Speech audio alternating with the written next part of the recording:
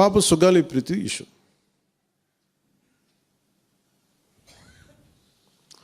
పండ్లున్న చెట్టుగా రాళ్ళు పడతాయంటారు. ఎవరైతే చేయూతనిస్తారో, ఎవరైతే ఆదరిస్తారో వాళ్ళని తిడితే ఎట్లాగా? అసలు ఈరోజు సుగాలి ప్రీతి అనే కేసు ఎలా ఎక్కడి నుంచి బయటకు వచ్చింది మీరు చెప్పండి. ఇలాంటి అన్యాయం జరిగిందని ఎవరికి తెలుసు? ఈ రోజున గత ప్రభుత్వం 2019, 2024లో ఒక ప్రభుత్వం మీద, అప్పుడు ముఖ్యమంత్రి మీద మాట్లాడటానికి అసలు ఎవరికైనా ధైర్యం ఉందా? ఒక ముఖ్యమంత్రిని ఒక మాజీ ముఖ్యమంత్రిని ఆ టైంలో అరెస్ట్ చేస్తే రావడానికి ఎవరు లేరు రోడ్ల మీద.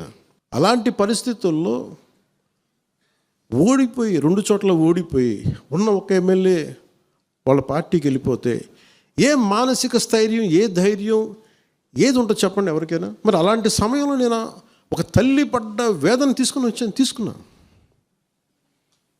నాకే సరదానా 2 లక్షల మంది జనం మధ్యలో నడుచుకుంటూ వెళ్ళి ఆ సమస్యను హైలైట్ చేసి వాళ్ళు సిబిఐకి ఇచ్చారు. సిబిఐకి ఇస్తే మన ఇంటర్నల్ పేపర్ వర్క్ మనకి ఎలా తెలుస్తుంది? ఇంటర్నల్ పేపర్ వర్క్ వాళ్ళు ఇస్తే వాళ్ళు ఏంటంటే జీవో రిలీజ్ చేశారు. మా దగ్గర నుంచి వెళ్ళింది కానీ ఎక్కడికి వెళ్ళాలో అక్కడి నుంచి ప్రొసీడ్ చేయాలి, అక్కడ ఆపేశారు.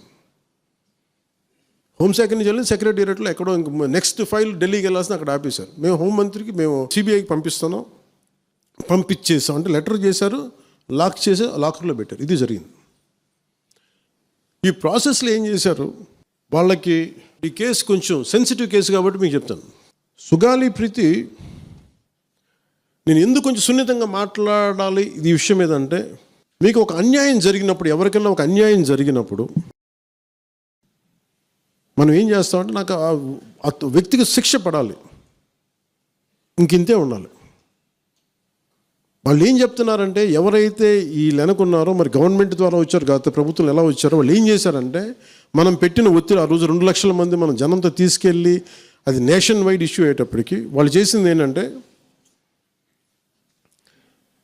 మనం చేసిన పోరాటం వల్లే ఎస్సీ ఎస్టీ అట్రాసిటీ కేసు బాధితులకు చట్ట ప్రకారం ఇచ్చే ప్రయోజనాలు, పరిహారాలు వారి కుటుంబానికి దక్కాయి. కర్నూలు రూరల్ మండలం దిన్నెదేవరపాడులో 5 ఎకరాల వ్యవసాయ భూమిని కేటాయింపబడింది. ఆ గ్రామం కర్నూలు నగరానికి 9 కిలోమీటర్ల దూరంలో ఉంది. ఈ రోజున మార్కెట్ వాల్యూ కనీసం ఎకరాకి, అది వాళ్ళు చెప్పడం మీరు క్రాస్ చెక్ చేసుకుని 2 కోట్ల వరకు ఉంటుందని చెప్తా ఉన్నారు. వీరి కుటుంబానికి కర్నూలు కార్పొరేషన్లో కల్లూరు వద్ద 5 సెంట్ల ఇంటి స్థలాన్ని కేటాయింపు చేసిన ప్రభుత్వం. సెంటు 10 లక్షల నుంచి 15 లక్షల వరకు ఉంటుంది. పాప 2 తల్లిదండ్రులకి రెవెన్యూ శాఖలో జూనియర్ అసిస్టెంట్గా ఉద్యోగం ఇవ్వడం అయింది.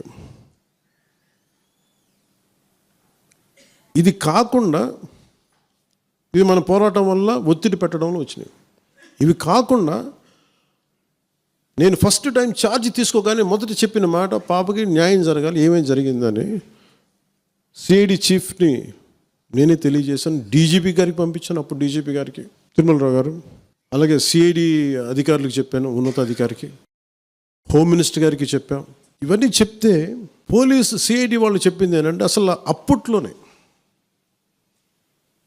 ఎవరైతే దీని వెనక కుట్ర వెనక ఉంది ఇవన్నీ చెప్తున్నారో ఏ డిఎన్ఏ తారుమారు చేశారు. ఎలా తారుమారు చేసి ఉండాలి? ఈ ఒత్తిడిలో వీళ్ళకి భూములు అవి ఇవి ఇచ్చేసి, మరి ఏం చెప్పారు నాకు తెలియదు కానీ వాళ్ళు, నాకు తెలిసి వాళ్ళు ఈరోజు పోలీసు చెప్తుంది ఏంటంటే, సాక్ష్యాలు వీళ్ళు చెప్తున్న వ్యక్తుల మీద వాళ్ళ డిఎన్ఏకి దీనికి మ్యాచ్ కావట్లేదు. ఇది వాస్తవం. కోర్ట్స్ ఏం చేస్తాయి, పోలీసు ఏం చేస్తారు, దీన్ని కూర్చోబెట్టి. ఎందుకు చెప్తున్నానంటే, ఇది వివేకానంద రెడ్డి గారిని చంపేశారని తెలుసు అందరికీ. ఎవరైతే చేస్తున్న నిందితులు ఉన్నారో వాళ్ళు ఒక్కొక్కరుగా చంపేస్తున్నారు వాళ్ళని. మరీ గత 5 సంవత్సరాల్లో ఇట్స్ ఎ క్లాసిక్ కేసెస్ ఇవి. ఈ ప్రక్షాళనకే పూనుకున్నాం మనం. ఇది ముఖ్యంగా మన ఎమ్మెల్యేలకు కానీ, మీరు ఎంపీస్, యాజ్ అన్ ఎంపీస్ మీకు కూడా, మీరు ఈ కేసెస్ మీద మీరు రేపొద్దున అసెంబ్లీలో గళం ఎత్తాలి, మీరు తప్పదు. ముఖ్యంగా లా అండ్ ఆర్డర్, వీళ్ళు అందరూ తప్పించుకుంటూ వెళ్ళిపోతే ఇట్లా ఒక సోషల్ అన్రెస్ట్ వస్తుంది దీనివల్ల. అంటే వ్యక్తికి ఒక నేరస్తుడు చేసిన, ఒక కులానికి చెందుతాడు ఏదో ఒక నేరస్తుడు, మనం ఏం చేయలేము దానికి.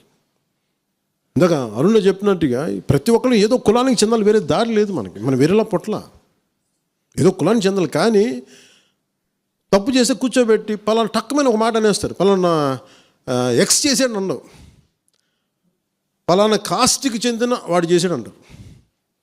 అసలు కాస్ట్ ఎక్కడి నుంచి వచ్చిందో తెలియదు క్రైమ్కి. సో అందుకని మేము బీయింగ్ లీడర్ నేను చాలా సెన్సిటివ్గా మాట్లాడాలి. మరీ నేను మిగతా వాళ్ళు గబుక్కున మాట్లాడేసి గత ప్రభుత్వ నాయకులు మాట్లాడేసి వెళ్ళిపోవచ్చు, ఈజీ అది. కానీ నేను అలా మాట్లాడకూడదు. దట్టు నేను ఇప్పుడు డిప్యూటీ సీఎం పదవిలో ఉన్నాను కాబట్టి నేను చాలా ఒళ్ళు దగ్గర పెట్టుకుని మాట్లాడాలి. అందుకని ఇవన్నీ మీరు ఒక్కసారి దీంట్లో కూడా ఆ పాపకి న్యాయం జరగాలి, దోషులుంటే శిక్షింపబడాలి, దాంట్లో అసలు ఎప్పుడు లేదు. కానీ ఇలా ఒత్తిడి పెట్టాల్సిన వారికి కూడా నా విన్నపం ఏంటంటే, మీరు అసలు ఈ కేసు ఎవరి వల్ల బయటకు వచ్చింది మీరు చెప్పండి.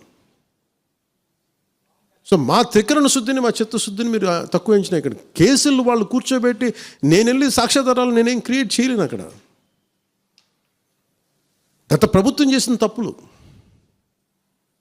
కొనేసారు వీళ్ళు చాలామందిని. మరి ఏం కొన్నారు, ఎలా కొన్నారు, దీని మీద కేసు పెట్టాలి.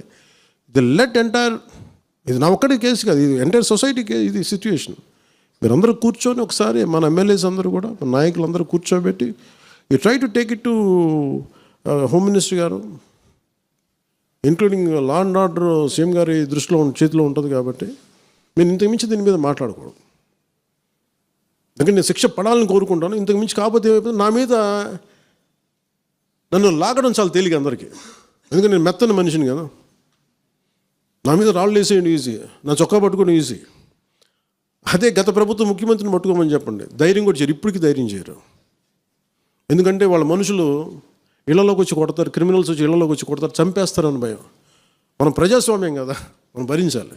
అందుకని దయచేసి దీన్ని మీరు ఒకసారి కూర్చోబెట్టి ఒకసారి మన గౌరవ శాసనసభ్యులు, మంత్రివర్గ సహచరులు, లెజిస్లేటివ్ కౌన్సిల్ మెంబర్స్, పార్టీ నాయకులు అందరూ దీని మీద ఒకసారి, స్పోక్స్ పర్సన్స్, వీర మహిళ నాయకులు, మీరందరూ ఒక్కసారి కూర్చోబెట్టి ప్రతి ఒక్కరు కూడా దీని మీద, ఇది ఎందుకంటే ఇది ఒక కేసుగా చూడకండి, ఇది గర్ల్ చైల్డ్ తాలూకు ప్రొటెక్షన్ చాలా ఎసెన్షియల్. అందుకని దీన్ని సోషల్ మీడియా యాక్ట్ కానీ ఇవన్నీ మాట్లాడాలని పొద్దున్న నిర్ణయించుకున్నాం. ఇది ఒకసారి మీ దృష్టికి తీసుకొస్తా ఉన్నాను.